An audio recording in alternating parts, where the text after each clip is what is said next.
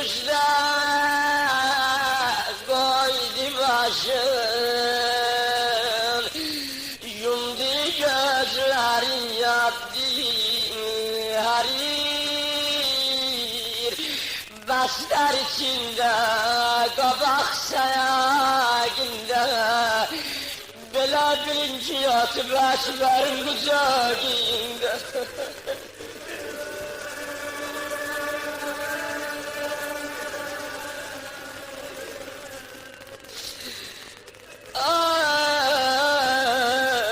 Yuxuda bəlkə sədayı mehriban eşidir, Əli-i Əkbər səslür, cavabı can eşidir. Biraz keçibdi acayip sədayı səhradan, göz açdı vahşet oluyla durduruyadan. Biraz kaçıbdı olursa yine biraz olurla, ahi haracil kız uşağı belak tekli olurla. Kaça kaça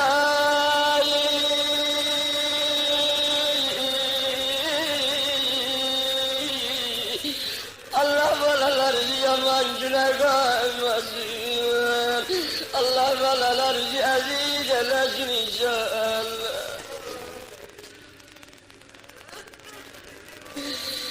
Kaça kaça diler bir gecem, aman işe başıma ben doladım, pardazam bir güzeyle. Ah babanlar sana borçluyum, ama becerde tazizler böyle yoklarlar, başıma dolanma gibi. Karanlık gece,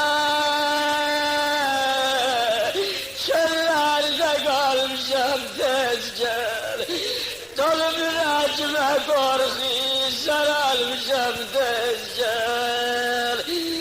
Ağalar değil bu sözleri ağlıyor, o çölde öz-özüne biraz cevap, mecar vardı bir nefer sözüne.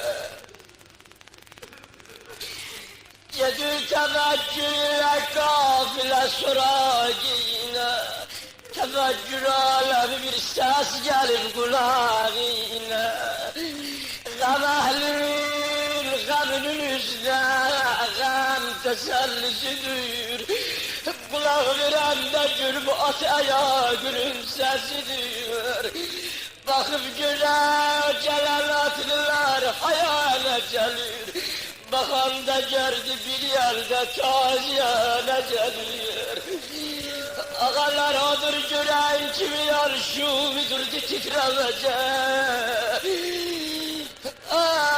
Müsemman oluyorlar assalam eylemece, korkulu bana kurban. Hilasa geldiler olatlılar betar eşitam, o tifliler neyimler neçe sual cevap.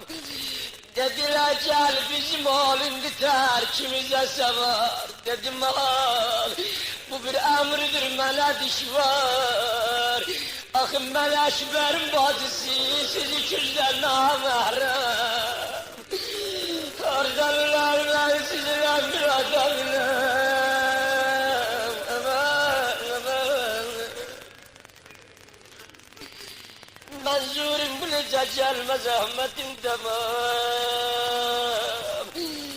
Dediler vay yol çok uzak, rancı zahmeti çoktur. Dedi o zahmete tabi eylerim sözüm yoktur. Dediler vardı piyade bu gitme uladısı, dedi o zahmete razıydı Ekber'in bacısı. Siz nedir asür söz ben ele geldim. Dediler sen gidebilmezsen at geçağında aziz balas yolunda.